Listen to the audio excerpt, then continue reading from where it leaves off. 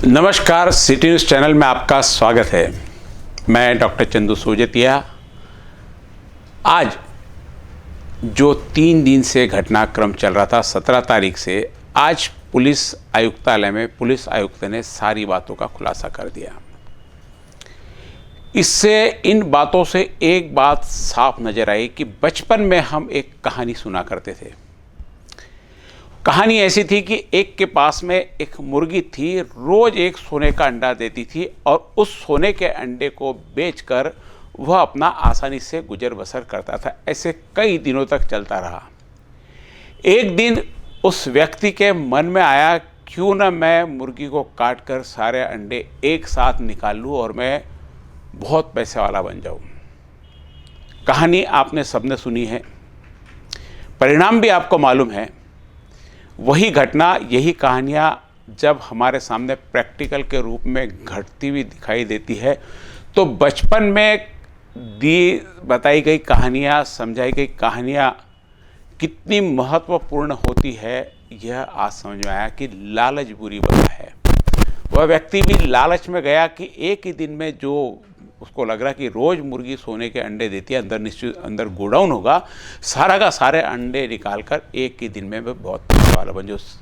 उसी घटना की पुनरावृत्ति आज जब अमरावती की आयुक्त डॉक्टर आरती सिंह ने यह प्रेस कॉन्फ्रेंस लेके बताया तो उस पर यह बात साफ जाहिर होती है, क्योंकि इस अपहरण का मुख्य कारण फिरौती बताया गया। देखिए, आप प्रोफेशनल चाइल्ड लिफ्टर को यूज़ कर रहे हैं तो डेफिनेटली रैंसम कॉल के लिए कर रहे हैं, जिसका पूरा रिकॉर्ड है, 19 गुने हैं उसके ऊपर। अगर उसका यूज़ हो रहा है बच्चे को उठाने के लिए तो डेफिनेटली वो फ्री में तो करेगा नहीं, रैंसम के लिए ही है। का उर्फ प्रिया मोनिका उर्फ, मी प्रेस नोट देत आहोत आपल्याला, प्रेस नोटमध्ये नाव आहे यांच्या, मोनिका उर्फ प्रिया 47 वर्षाची आहे। ही मुख्य राहणारी नगरची आहे, नगर जिल्ह्याची आहे। याचे आईवडील फार कमी वयात त्यांना सोडून गेले होते आणि दुसऱ्यांनी पालनपोषण केलं। आणि हे ज्या लेडी किडनॅपर आपल्याला CCTV फुटेजमध्ये दिसते, ही हिची मैत्रिणी आहे, खास मैत्रीण आहे। याचे बरोबर म्हणजे ती नेहमी इथे यायचे। आता आपल्याला सर्वांना माहिती आहे, 4 वर्षाचे बाळ अनोळखी व्यक्तीबरोबर राहणार नाही। इथून नगरपर्यंत जाण्यामध्ये हा बाळ रडला नाही, ऑटोमध्ये रडला नाही, कारण ऑटो ड्रायव्हरला मी स्वतः विचारले की बाळ रडत होता का, तर त्यांनी सांगितलं बाळ रडला नाही। म्हणजे ती बाई जे किडनॅपर आहे त्याची याची चांगली ओळख होती। जे किडनॅपर आहे ती आपली मोनिकाची खूप जवळची मैत्रीण आहे। तर त्यांची दोघांची मैत्रीण एवढी घट्ट होती की ती यांच्या घरी यायचे आणि 15-20 दिवस घरी राहायचे, यांच्याबरोबर बाहेर पण फिरायला जायचे। म्हणून त्याची हिना, जे किडनॅपर आहे तिचे नाव हिना आहे आणि हिना हा बाळ हिनाला व्यवस्थित ओळखत होता। मोनिका फार गरीब कुटुंबाची आहे। तिचे घरी वडील आजारी आहे, भाऊ कडे काम नाही, बेरोजगार आहे। म्हणून ही मोनिका वारंवार फॅमिलीकडून पैसे मागायचे की आम्हाला तिथे फॅमिलीला द्यायचे आहे। आणि हळूहळू त्याला वाटलं की जास्त पैसे आपल्याला सगळ्यांना पाहिजे आणि हिनालाही तसंच हिनाला वाटलं की आम्ही इथे वारंवार इथे येतो, श्रीमंत परिवार आहे आणि बाळाला घेऊन गेले, रॅन्सम कॉल केला तर काही मोठी रक्कम आपल्याला मिळणार आहे, ही यांचा विचार होता। तरी अजून आपलं इंटरोगेशन चालू आहे। सध्या प्रायमा फेसी आपल्याला एवढेच इन्फॉर्मेशन मिळते की हा रॅन्समकरिता बाळाला उचलण्यात आलेला होता। ऐसा पुलिस ने जानकारी दी, लेकिन प्रथम दर्शनी जितने भी एविडेंस और सारे सूत्र दिख रहे, कहीं पे भी इसमें फिरौती की मांग नहीं की गई। पुलिस आयुक्त से जब हमने पूछा कि क्या फिरौती के लिए किसी का कॉल आया था, तो पुलिस आयुक्त ने साफ इस चीज़ के लिए इनकार कर दिया। एक्चुअली हम अभी हिना को लेके आए, ये सब विचारपूस अभी बाकी है। विचारपूस में पता चलेगा कि इनका कितना शेयर आपस में होने वाला था। वो भी अभी कुछ क्लियर नहीं हुआ है, पर बड़ी अमाउंट की डिमांड होने वाली थी, ऐसे प्लानिंग थी उनकी है। पर दादी का जो परिवार है, जो नगर में रहता है, आपने पहले बताया कि उनके माँ बाप बचपन में छोड़ के चले गए। हाँ, लेकिन जिसने पाला है, अब वो, हाँ, जिसने पाला है ना, जिनके यहाँ पाला है, पली बड़ी है, वो सुखी संपन्न नहीं है।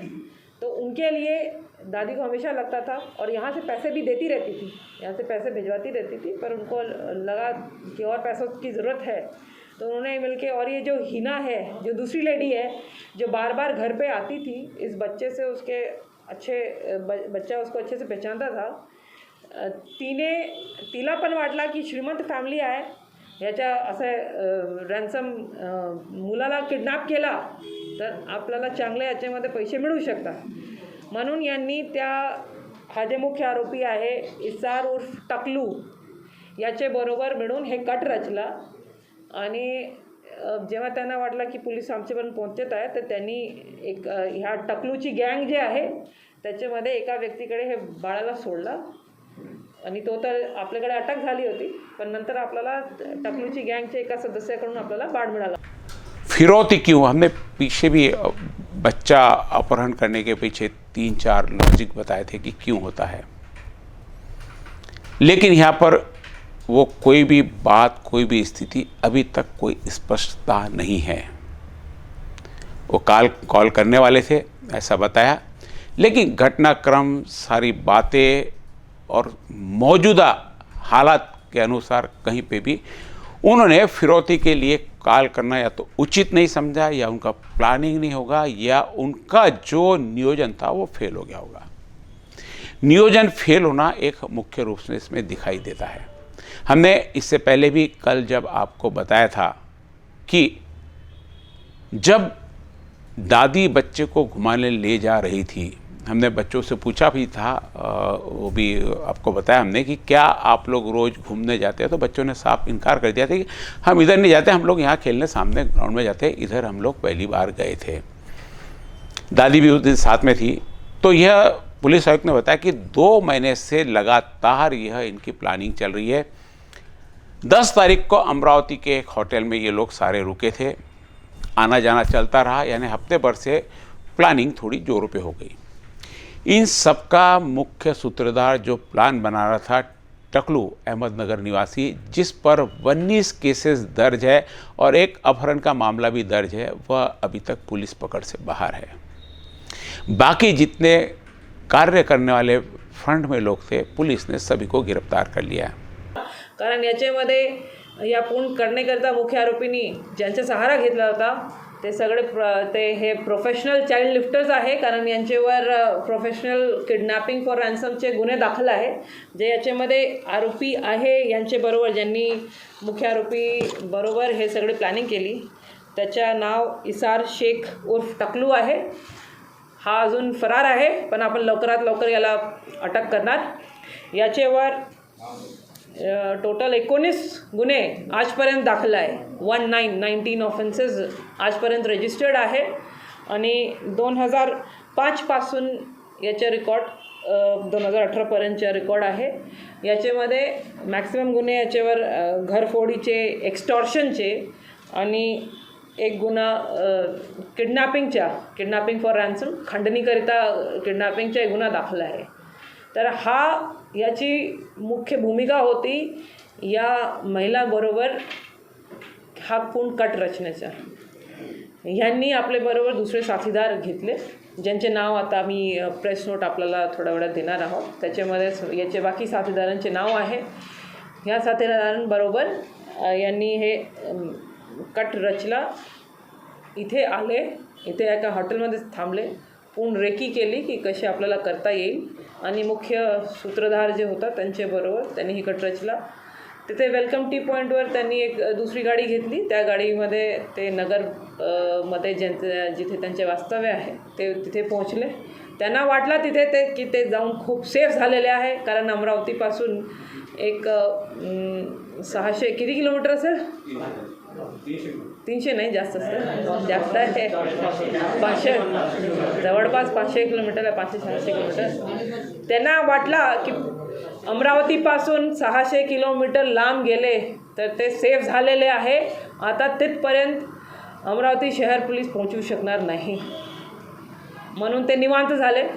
पण आपली टीमनी सतत दिवस रात्री मेहनत करून हे ब्लाइंड केसवर सगळे धागेदोरे जोडलेवरून लगेच आपल्याला त्यांचा नंबर मिळाला, कॉन्टॅक्ट झाला. त्यानंतर त्यांनी मोबाईल पण बंद केला आणि मग अजून आपल्याला अवघड झाला. पण हळूहळू आपण सगळे बाकी सगळे इंटेलिजन्स गोळा करून आपण तिथपर्यंत पोहोचले. आता तो एवढा लांब आहे, कमीत कमी 12-15 तास लागतो आपल्याला जायला. म्हणून जसे आम्हाला त्यांची लोकेशन मिळाली, आम्ही स्वतः तिकडचे SP साहेब जे आहे मनोज पाटील साहेब, त्यांना आम्ही इन्फॉर्म केले की हे त्यांचे असं आहे आणि मुख्य सूत्रधार हेच आहे, यांना उचलणे गरजेचे आहे. आमची टीम पोहोचत आहे, पण तुम्ही तेव्हापर्यंत त्यांना उचला, कारण आमची टीमला काहीही केलं 12 तासपेक्षा कमी लागणार नाही. तर त्यांनी तिकडे तो मुख्य सूत्रधार जे काही आम्ही त्यांना इन्फॉर्मेशन दिले त्यांनी उचलला. त्याने त्याच्यावर त्यांना वर्कआउट करणे सुरू केलं. इथून आपली टीम गेली आणि आपले PI क्राईम त्यांचे PI LCBशी संपर्कात होते. त्यांना सतत इथून इनपुट्स आपण देत होते की पुढे काय करायचे आहे. त्याच्यावर त्यांनी उचललं आणि शेवटी आपल्याला अपहरणकर्ता रात्री त्यांनी ताब्यात घेतला. जे आरोपी आहे, जे किडनॅपर्स आहे, ते आपले शहरात आले. शहरात 1 आठवड्यापासून ते एका हॉटेलमध्ये थांबलेले होते आणि ह्या सर्व आरोपींनी मिळून हा कट रचला.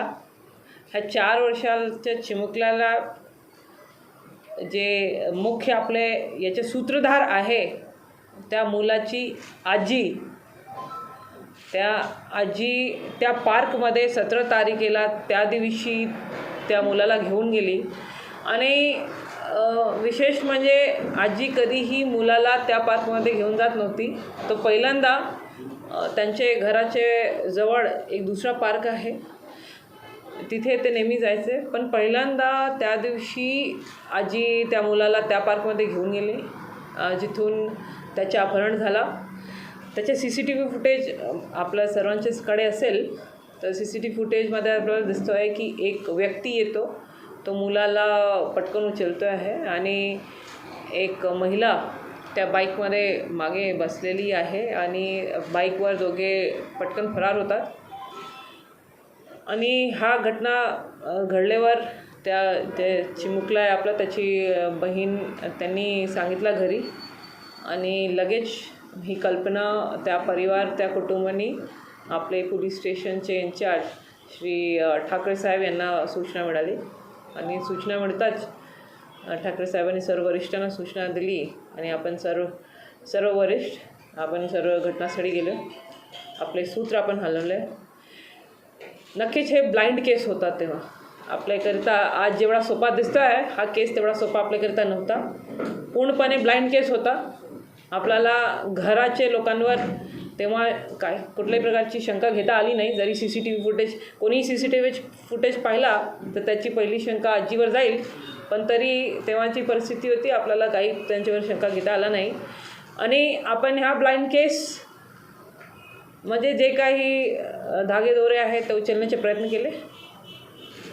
शहरात जेवढे CCTV फुटेज आपल्याला मिळू शकते ते सगळे आपण फुटेज आणण्याचे प्रयत्न केले. आपले सर्व जे टीम आहे, आम्ही भरपूर याच्यामध्ये टीम्स बनवले. आपली सायबरची टीम लेड बाय आपले API सहारे साहेब, CCTV फुटेज खंगालण्याची टीम होती. याच्यावर थेट मॉनिटरिंग DCP साहेब स्वतः करत होते आणि इतर सर्व जे फिजिकल इंटेलिजन्स आहे ते आपले मनीष ठाकरे साहेब हे स्वतः पाहत होते. आणि क्राईम ब्रांचची टीम आपण 3-4 टीम क्राईम ब्रांचची बनवले, जे आपल्या कोंडकर साहेबच्या मार्गदर्शनाखाली फिजिकल इंटेलिजन्स, CCTV फुटेज हे सगळे गोळा करत होते. हे सर्व करताना आपल्याला लगेच लवकर एक दुसरा फुटेज मिळाला, जिथे बाईकवरून तो महिला आणि तो व्यक्ती उतरतो आहे आणि एक तिथे ऑटो उभी आहे आणि ऑटोमध्ये ती महिला एका दुसऱ्या व्यक्तीबरोबर त्या बाळाला घेऊन बसते आणि लगेच त्या ऑटोवाल्याला तो महिला सांगते की आपल्याला पॉवर हाऊस वेलकम टी पॉईंटला जायचे आहे. आता ते पण एक कन्फ्युजन आपल्याला झाला की वेलकम टी पॉईंटवर पोहोचल्यावर त्यांनी एका ट्रॅव्हल्समध्ये बसून ते गेली असतील. आपण सगळे ट्रॅव्हल्सचा शोध लावत होते. ट्रॅव्हल्सच्या कुठल्याही ट्रॅव्हल्समध्ये ते गेले नाही. नंतर असं निष्पन्न झालं म्हणजे आपला वेळ तिथेही गेला. आपल्याला फार कन्फ्यूज करण्याचा प्रयत्न झाला कारण याच्यामध्ये या पूर्ण करण्याकरता मुख्य आरोपींनी ज्यांचा सहारा घेतला होता ते सगळे हे प्रोफेशनल चाइल्ड लिफ्टर्स आहे कारण यांच्यावर प्रोफेशनल किडनॅपिंग फॉर रॅन्समचे गुन्हे दाखल आहे. जे याच्यामध्ये आरोपी आहे यांच्याबरोबर ज्यांनी मुख्य आरोपी बरोबर हे सगळे प्लॅनिंग केली त्याचं नाव इसार शेख उर्फ टकलू आहे. हा अजून फरार आहे पण आपण लवकरात लवकर याला अटक करणार. याच्यावर टोटल 19 गुन्हे आजपर्यंत दाखल आहे. 19 ऑफेन्सेस आजपर्यंत रजिस्टर्ड आहे आणि 2005 पासून याचा रेकॉर्ड 2018पर्यंतचा रेकॉर्ड आहे. याच्यामध्ये मॅक्सिमम गुन्हे याच्यावर घरफोडीचे, एक्स्टॉर्शनचे आणि एक गुन्हा किडनॅपिंग फॉर रॅन्सम खंडणीकरिता किडनॅपिंगचा एक गुन्हा दाखल आहे. तर याची मुख्य भूमिका होती या महिला. यहाँ पर 4 आरोपी आए थे जैसे कि हमने कल भी बताया. बाकी सब जगह से समाचार आ रहे थे कि वो लग्जरी में बैठकर गई यहाँ से, लेकिन हमने कल बताया था कि उन्होंने अपनी कार अहमदनगर से लाए थे और उसी कार से वो अहमदनगर गए और 2 व्हीलर भी उन्होंने अहमदनगर से लाई थी. यहाँ की अमरावती की 2 व्हीलर नहीं थी, वह 2 व्हीलर भी अहमदनगर ले गए और इस आशा के साथ कि पीछे किसी को कुछ मालूम नहीं. लेकिन वहाँ पर जो लड़के की जो आफत लड़का हुआ उसकी बहन खेल रही थी और एक पड़ोस की लड़की, दोनों खेल रही थी. दोनों ने वहाँ पर शोर मचाया और एक लड़की तो उस बाइक के पीछे भागकर बाइक को पकड़ने की कोशिश की. लेकिन हमने फिर भी कहा कि बच्चे बच्चे हैं, कोशिश की. निश्चित रूप से उनकी यह सराहनीय कोशिश, वो 2 बच्चों की कोशिश मुख्य रूप से जहाँ उन्होंने इस घटना को बाहर उजागर किया, पुलिस के लिए पहली सीढ़ी वहाँ से तैयार हो गई थी. यदि बच्चे नहीं चिल्लाते तो बच्चा गुम की शिकायत दर्ज कराई जाती थी, अपहरण की नहीं दर्ज कराई जाती. जैसे अक्सर हमने आम तौर पर देखा है, यदि पुलिस में गुम होने की शिकायत यदि दर्ज की जाए तो पुलिस 12 घंटे तक तो आपके साथ में टालम टोल करेगी, चाहे छोटा बच्चा है. क्योंकि हमने देखा 2 माह का बच्चा भी पिछली बार जब गायब हो गया था तो बाद में उसकी कुएं में लाश मिली. पुलिस इसी के कहीं ले गया होगा, किसी ने ले गया होगा, अड़ोस पड़ोस में ढूंढो, उसके यहाँ गया होगा, ये गया, ये करके 12 घंटे पास कर देती थी. और उस समय तक जो आरोपियों की मंशा थी वो शायद पूरी हो सकती थी. हो सकता यह फिरौती के लिए ही अपहरण हो, लेकिन फिरौती के लिए अपहरण और घर के मुखिया हैं, दादी घर में बड़ी है और घर में काफ़ी कुछ उसके भरोसे काम चलता है. वह इस मामले की सूत्रधार होना फिरौती के लिए बात थोड़ी कुछ कम जचती है, लेकिन पुलिस के अनुसार यह फिरौती के लिए ही था. तो अब जब पुलिस को 28 तारीख तक इन 6 लोग गिरफ्तार हुए, 6 का PCR मिला हुआ है. अब पुलिस इंट्रोगेशन में सारी बातें निकालेगी. बहुत सारे कहानियाँ इसके साथ में जुड़ी जिनसे जसवंत राज की शादी हुई थी आज से 10 साल पहले.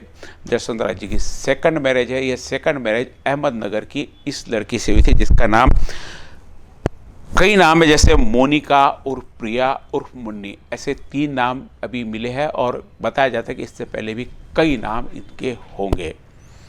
यह 3 नामों को लेकर जो, और उम्र इनकी 47 साल, और यह बता रही है कि जो सपना, जो लड़की इनके घर में आती जाती थी, कई बार आई कई बार गई, 8-8, 10-10 दिन, 15-15 दिन रही, कई जगह धार्मिक स्थानों पर भी उस लड़की को साथ में लेके गए. तो निश्चित रूप से वह उस लड़के के साथ में सहज थी. लड़का कहीं पर भी पुलिस के अनुसार भी, पुलिस की इंक्वायरी के अनुसार भी उसके साथ में असहज नहीं था, ना कहीं रोया. पूरे बस में भी कहीं नहीं रोया, क्योंकि बच्चा कहीं रोता तो शायद दूसरों को भी शक हो जाए, लेकिन ऐसी शक की कोई गुंजाइश उसके पास में नहीं थी। इसलिए वह आसानी से वह वहाँ पर वो लोग लेके चले गए। ऑटो में भी जब बैठा था, ड्राइवर से पूछा ऑटो में कि बच्चा रोया क्या, तो बच्चा नहीं रोया। हमने भी सीसीटीवी फुटेज में देखा कि बच्चा किस सहजता के साथ में ऑटो में उस लड़की के साथ में बैठ जाता है। तो वह लड़की की उम्र पुलिस के अनुसार 25 साल है और दादी जिसकी उम्र 47 साल है। डबल का फ़र्क है उम्र में, और ये उनको अपनी सहेली बताती है। निश्चित रूप से शादी जब हुई तो उसकी लड़की की उम्र 15 साल की रही होंगी और इनकी 35 साल की। तो दोस्ती थोड़ी मुझे लगता है कि शायद नहीं होंगी। एक घटना की तरफ यदि हम देखें कि आखिर क्यों ऐसा हो सकता, क्यों दादी इस अपहरण के कांड में शामिल हुई है, तो दादी के कुछ ऐसे कार्य हो सकते जो ये अहमदनगर की टीम है, जिसमें सपना उर्फ हीना शाकिर शेख उर्फ हीना अनिकेत देशपांडे, ऐसे 3 नाम उस अपहर्ता के जिससे अपहरण में मुख्य भूमिका निभाई थी उनके मिल रहे हैं यहाँ पर 3 नाम। वह कोटला अहमदनगर के रहने वाली, सारे लोग यहाँ पर कोटला के। यदि नाम मैं बताऊँ यहाँ पे, तो जो सपना के साथ में जो लड़का वीडियो में दिखाई दे रहा उसका नाम मुंबईया उर्फ अलमश ताहिर शेख, यह 18 साल का है, यह भी कोटला अहमदनगर निवासी है। दूसरा मुसाहिब नासिर शेख 21 वर्ष, आसिफ यूसुफ शेख 24 वर्ष, ये भी कोटला का है। फिरोज राशि शेख 25 वर्ष, ये भी कोटला अहमदनगर का है। कोटला एक वहाँ की झोपड़पट्टी का नाम है जहाँ से बालक को भी बरामद किया गया है। और छठवां नाम है मोनिका उर्फ प्रिया उर्फ मुन्नी जसवंत राज लुनिया, जो नयन की दादी है। अब इस दादी का अहमदनगर के प्रकरण में कोई ऐसा कांड हो सकता है, ऐसी कोई बात हो सकती जिसके चलते ये उसको ब्लैकमेल कर रहे होंगे। और अब तक धीरे धीरे, मैंने जैसे बताया कि शुरुआत में कहानी बताया कि एक एक अंडे के रूप में जब जब ये बार बार आती थी तो कुछ शायद पैसा लेकर जाती होगी, और सारा कारोबार इस दादी के हाथ में था, इसलिए शायद पैसा देने में कभी कोई तकलीफ हुई नहीं हो। दादी को घर में ऐसे भी कोई तकलीफ नहीं थी पैसों की भी। और जिस प्रकार से पुलिस बता रही है कि इसकी दादी के मैके वाले यानी घर वाले, इसके पेरेंट्स, भाई भाभी, जो भी रिश्तेदार होंगे, वो इसको पैसे के लिए दबाव बना रहे थे और उसको लेके सारी ये घर वाले नहीं दे पा रहे थे, इसको लेकर ये सारी की सारी साजिश बनाई गई। बात जचने वाली नहीं है, ना ही किसी प्रकार से मानने वाली है, क्योंकि शुरुआत में ही पुलिस आयुक्त ने बताया कि लड़की को माँ बाप नहीं थे, वो अनाथ थी, किसी के घर में पली। फिर बताया कि जिसके घर में पली उन लोगों की ऐसी डिमांड थी, लेकिन उसमें जिन लोगों को साथ में शामिल किया गया वे सभी अहमदनगर के शातिर अपराधी थे। और इसका भी बैकग्राउंड सपना उर्फ हीना शाकिर शेख उर्फ हीना अनिकेत देशपांडे रिकॉर्ड पे नहीं है, लेकिन उसके बाकी बॉडी लैंग्वेज, चाल ढाल, उनका जिन लोगों में उठना बैठना है, ऐसा लगता कि वह भी उसी एक्टिविटी की है, ऐसा पुलिस के बयान के अनुसार। अब यह टीम या तो दादी को ब्लैकमेल कर रही है और दादी ने उनके ब्लैकमेल के प्रभाव में आकर ये एक रास्ते को अपना लिया हो, ये भी हो सकता है, जिसमें न चाहते हुए भी दादी को यह कदम उठाना पड़ा हो। उसके बाद दूसरा कारण बताया दादी का घर में किसी के साथ में ऐसी अनबन जिसके कारण वो बदला लेने पर उतारू हो जाए कि नहीं, मेरे साथ ऐसा हुआ तो इस बच्चे को अपहरण करके मैं घर वालों को दुखी कर देती हूँ। लेकिन ऐसी भी घर वालों की पूछताछ में कोई घटना सामने आई नहीं। अब दादी को यदि अपहरण का पैसा मिलता है तो निश्चित रूप से उसमें दादी का भी हिस्सा होता था। अब दादी खुद के पैसे दूसरे को देके उसमें अपना हिस्सा लेगी, कितनी बात ये जस्टिफाई करती है, यह तो अब पुलिस की जांच में ही बताएगा कि क्या दादी को भी किसी पैसे की ज़रूरत थी, इसलिए उसने इतना बड़ा कदम उठाया। निश्चित रूप से दादी इसमें सम्मिलित है, इस बात से इनकार नहीं किया जाता, लेकिन सम्मिलित क्यों? क्योंकि हर जगह प्रश्न जाकर अटकता कि आखिर क्यों दादी ने इतनी बड़ी स्टेप क्यों उठाई और क्यों वो पकड़े गए। क्योंकि जो प्लान जिसने बनाया, टकलू जो अभी तक फरार है, फुल प्रूफ प्लान था। 2 महीने से पूरा प्लानिंग चल रही थी। हफ्ते भर से यहाँ पे अमरावती में पुलिस के अनुसार वो डेरा जमाए हुए थे। हमारी जानकारी में 10 तारीख को अमरावती में यहाँ पर एक कॉटन मार्केट के पास होटल में रुके थे और वहाँ पे से एक्टिविटी इनकी शुरू हुई और अंजाम उन्होंने दिया 17 तारीख को शाम को 7:57 पर, जहाँ दादी से इसी बीच पुलिस के अनुसार एक बार उन आरोपियों की बात हुई। बाद में दादी ने फ़ोन बंद कर दिया, बाद में उनका कोई संपर्क नहीं हुआ।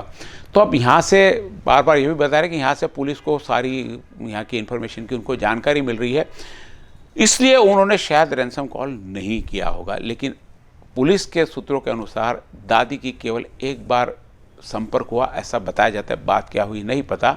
बाद में दादी ने फ़ोन बंद कर दिया था, इसलिए उन लोगों को संपर्क सूत्रों का और कोई कारण था नहीं, सिर्फ सिवाय सोशल मीडिया पर। अब सोशल मीडिया पर भी, अमरावती के सोशल मीडिया पर अहमदनगर की कौन सी टीम एक्टिव होगी और कैसे एक्टिव होगी यह नहीं पता चल सकता और ना ही ऐसा हुआ होगा। उन्होंने फिरौती के लिए कॉल नहीं किया, फिरौती का कोई ऐसा उनका उद्देश्य भी था या नहीं था या कोई तकलीफ देनी थी, अभी सारी बातें अभी जांच के घेरे में है। लेकिन दादी का प्रत्यक्ष रूप से पूरी की तरह इन्वॉल्व होना और सिर्फ पैसे का कारण, में भी कारण और ज़्यादा हो सकते, कोई भी हो सकता, कोई ऐसी चीज़ हो सकती जो घर की उनको नहीं अच्छी लगती होंगी।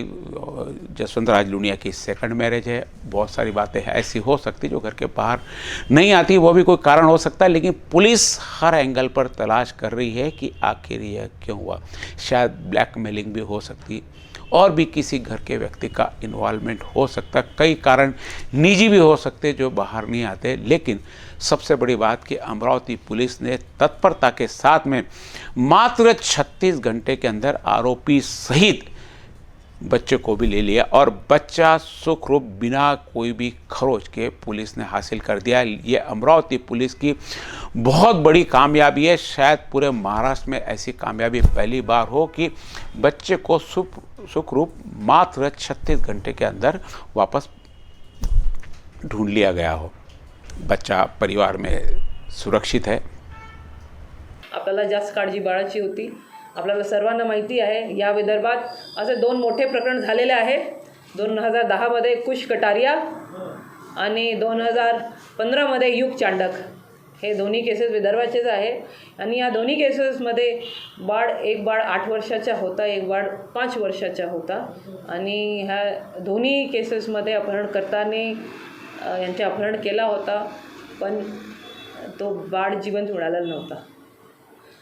आणि असा फार रेअर केस आहे जिथे अपहरण झाल्यावर बाळ जिवंत मिळालेलं आहे। एक केस मुंबईमध्ये पण मोठा केस झालेला होता, तिथेही बाळ जिवंत मिळाला नव्हता। आपल्याला ती भीती जास्त होती की आपल्याला हा बाळ एक तर एवढा लांब गेलेला आहे, हा बाळ जिवंत मिळणे आपल्या मोठा किंवा आपली जी प्रायोरिटी होती तर आपल्याला बाळ जिवंत आणण्याची होती। एक छोटा बाळ, तिची आईवर काय परिणाम होत असेल हे आपल्याला सर्वांना माहिती आहे। आपल्या सर्वांच्या ही प्रायोरिटी होती की बाळ आपल्याला जिवंत पाहिजे आणि कुठल्याही परिस्थितीत आपल्याला त्याला सुखरूप इथपर्यंत आणायचे होता। तोही पुढे एक चॅलेंज होता। दुपारपर्यंत आपल्याला बाळही तिथे मिळाला, सुखरूप मिळाला आणि तो आमच्या सर्वांचा सर्वात मोठा यश आहे की आपण बाळाला सुखरूप आज तिची आईकडे आपण दिलेले आहोत। अभी आज की जानकारी में जो पुलिस आयुक्त ने जानकारी दी उसमें इतनी ही सारी बातें निष्पन्न होती है, लेकिन कहीं तो भी गहन तलाश की ज़रूरत है। यदि जो टीम अमरावती में आई थी वो यदि सच में किडनैपर है, बच्चों को उठाने वाली है, तो अमरावती वालों को भी अब सावधान हो जाना है, क्योंकि एक बार उनकी यहाँ पर नज़र पड़ गई, एक बार उनसे गलती होगी। गलती मैंने बताया कि जो उनका प्लान होगा बच्चे को उठाना और बाद में गुमशुदगी की रिपोर्ट दर्ज कराना, जिसमें पुलिस जिस तत्परता से इस किडनैप के कांड में शायद गुमशुदगी के केस में नहीं होती और वह मामला लंबते चले जाता और वह अपनी पकड़ से, अपनी पहुंच से दूर हो जाते थे। यह पकड़ में पहुंच में हालांकि अहमदनगर काफ़ी दूर है यहाँ से, शायद 450-500 किलोमीटर के आसपास यहाँ से अहमदनगर है। लंबा रास्ता है, वहाँ तक वो पहुँच गए, पुलिस भी उनके पीछे पहुँच गई। अहमदनगर पुलिस ने भी बहुत सहयोग दिया, तुरंत पूरे तरफ झाड़ी करके आरोपियों को धर दबोचा, साथ में सकुशल रूप से बच्चे को भी लिया। ये अमरावती पुलिस की बहुत बड़ी कामयाबी। अमरावती की पुलिस, राजापेट पुलिस, अमरावती की क्राइम ब्रांच, राजापेट का डीबी स्क्वाड, सभी को, पूरे अमरावती वासियों के ओर से बहुत बहुत धन्यवाद। आज के लिए बस इतना ही। याचं पूर्ण श्रेय आमची टीमला जाते।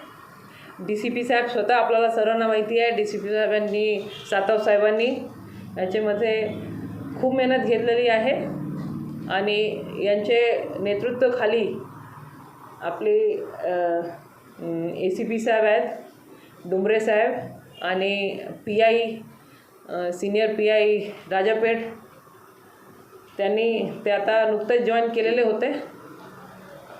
त्यांनी त्यांचे हाताखालील PI शेडके आणि पूर्ण टीम, राजापेठची पूर्ण टीम, तसेच PI क्राईम श्री पुंडकर आणि आपलं सायबर सेलचे इंचार्ज सध्या नाही आहे, पण त्यांना मोठा एक्सपिरियन्स आहे, म्हणून आपण API सहारे साहेबांना याच्यामध्ये इन्व्हॉल्व केला।